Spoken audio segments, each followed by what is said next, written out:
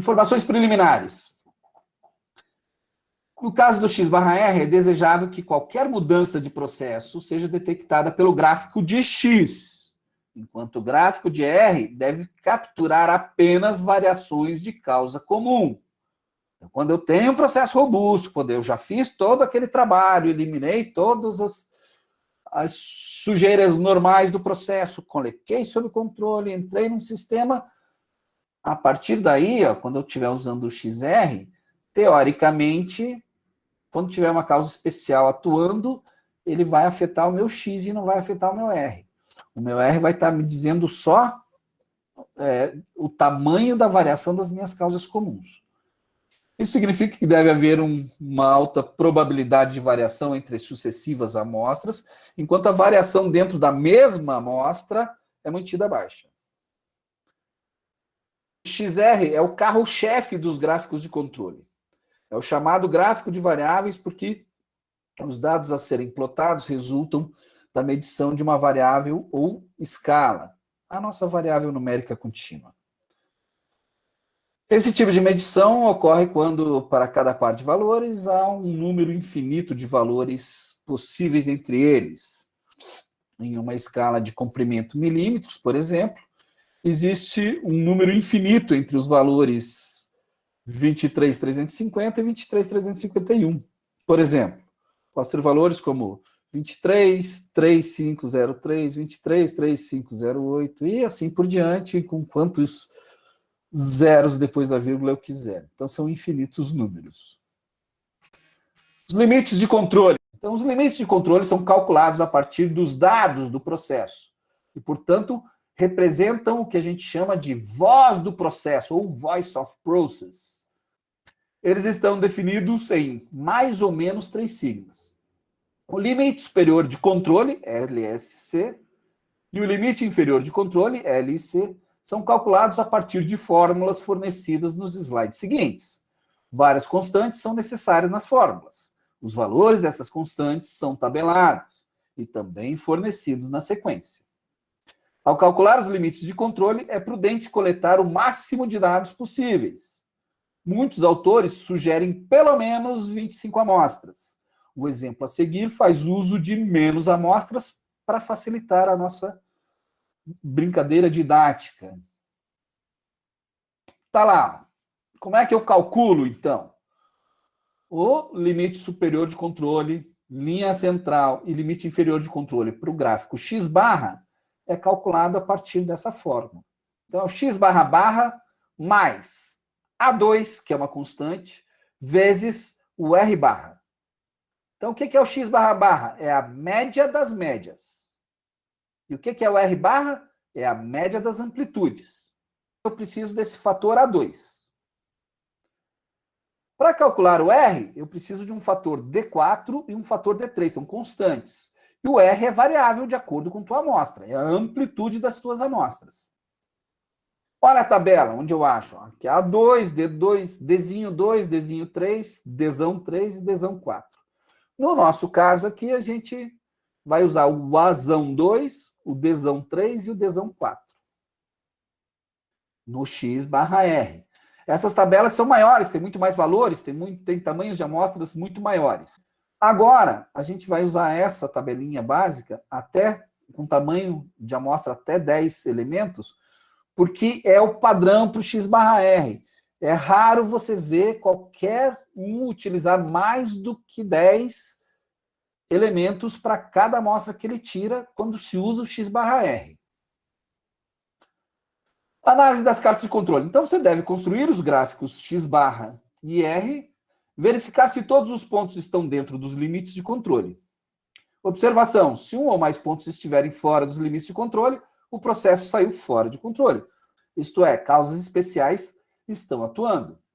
Solução: eliminá-los. Vamos ao exemplo 1, então. Então, os dados são coletados em uma operação de faseamento realizada em um torno. As dimensões, ou a dimensão sendo medida no diâmetro interno da ranhura, que tem uma tolerância de 7,125 mais ou menos 0,010. 4 peças são medidas a cada hora.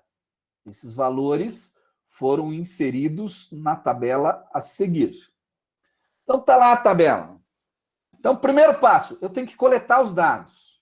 Como é que foi feita essa coleta? Olha, toda hora cheia, toda vez que virava a hora cheia, o sujeito pegava no processo 4 peças consecutivas e separava. Punha o processo para rodar novamente e vinha medir essas 4 e lançava numa folha de verificação ou numa carta CEP. Então, primeiro passo, coletar os dados.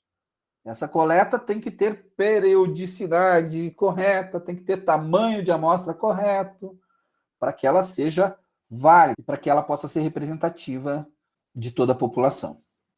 Segundo passo, cálculo das médias das amostras e cálculo das amplitudes. Como é que eu faço isso? Olha lá. Eu vou e venho aqui com a média e peço a média dessas 4. Qual é a amplitude? Como é que calcula a amplitude? A maior delas menos a menor delas. Qual que é a maior? 727. Qual que é a menor? 723. Qual a diferença delas? 0,04. Detalhe. Na tabela ali na coleta, eu coletei com 3 casas depois da vírgula.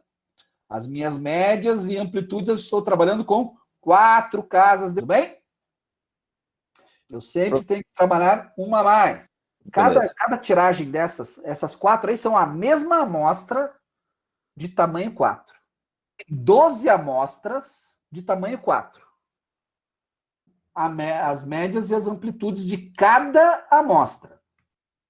Terceiro passo, calcula a média das médias e calcula a média das amplitudes. Em cinza, eu pedi a média das médias e a média das amplitudes e calculei. Simples assim. Depois, quarto passo, cálculo dos limites de controle. Primeiro, eu estou usando uma amostra de tamanho 4. Logo, ó, eu cortei um pedacinho daquela minha tabelinha lá dos índices para ver quais índices eu vou usar na minha fórmula. Tá? Como é uma amostra de tamanho 4, eu tenho que pegar a coluna 4, o A2 da coluna 4, o D3 da coluna 4 e o D4 da coluna 4. Pum! Eu saio com essas respostas. Bom, para o cálculo do gráfico de x, eu preciso do x barra barra. Opa, cadê o x barra barra? Preciso do A2 e preciso do R barra. O x barra barra é 726. O R barra é 0,0043. Bom, então eu pego e ponho na fórmula aqui, ó. X barra barra, 726, mais A2, 0,729 vezes 0,0043. Quanto que dá isso? Dá 7,1292. Então, eu tenho aí o meu limite superior de controle do gráfico X.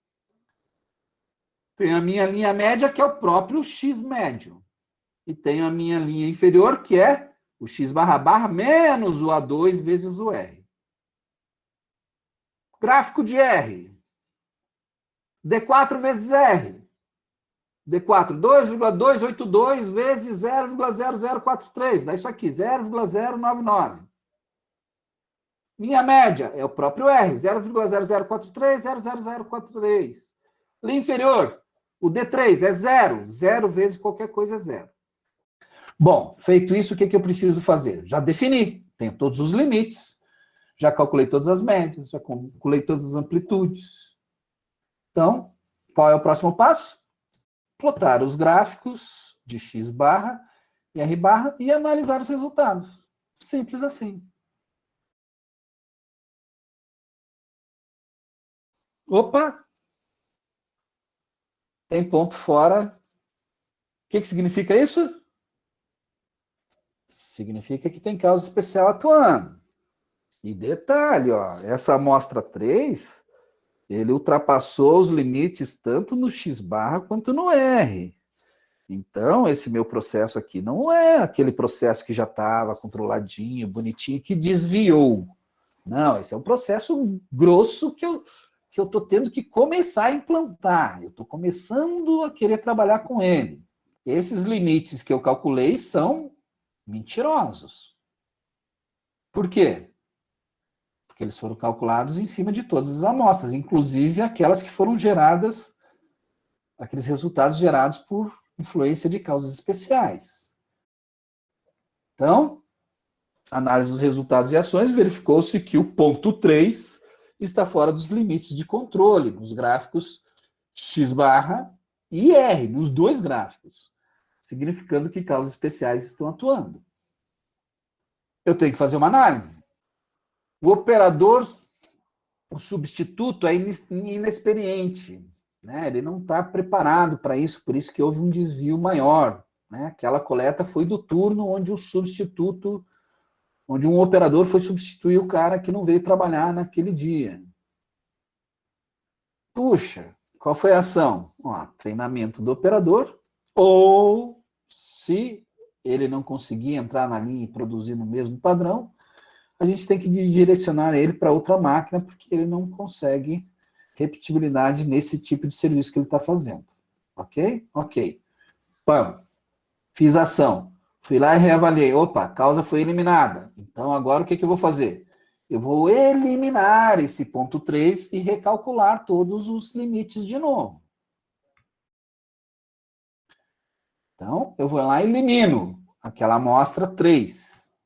Só que como eu eliminei a amostra 3, agora vou ter mudanças. Ó, agora mudou.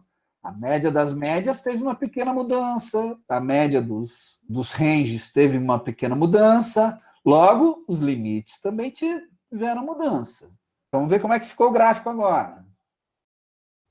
Na hora que recalculou tudo, outro ponto saiu fora. Se eu estava fora, tanto no X barra quanto no R, é porque o processo estava bagunçado, ele não estava me dizendo muita coisa. Agora não, ó, o R já está mantido, as causas normais já estão controladas. Então, agora é só a causa especial que está fazendo aquele cara chutar para fora dos limites. Então, agora meu processo está começando a entrar nos eixos. Verificar o que aconteceu. Fui lá e vi. Os horários das amostragens coincidem com o início do turno da manhã, quando a máquina ainda não está suficientemente aquecida, quando ela está entrando em... Lembra que eu falei, se você medir no início, no final do turno, vai dar diferença grande? Está aí, ó. Então, deixar a máquina aquecer por 10 minutos antes de iniciar a produção e pegar a primeira amostra depois de 20 minutos de produção, enfim. Então, causa especial eliminada, recálculo sem o ponto 10. Então, tiro o ponto 10, vou lá e calculo tudo de novo. Deu mais uma pequena variaçãozinha no X e no R. Logo, os limites também tiveram alguma variação. Pequena, mas tiveram. Vamos plotar os gráficos de novo.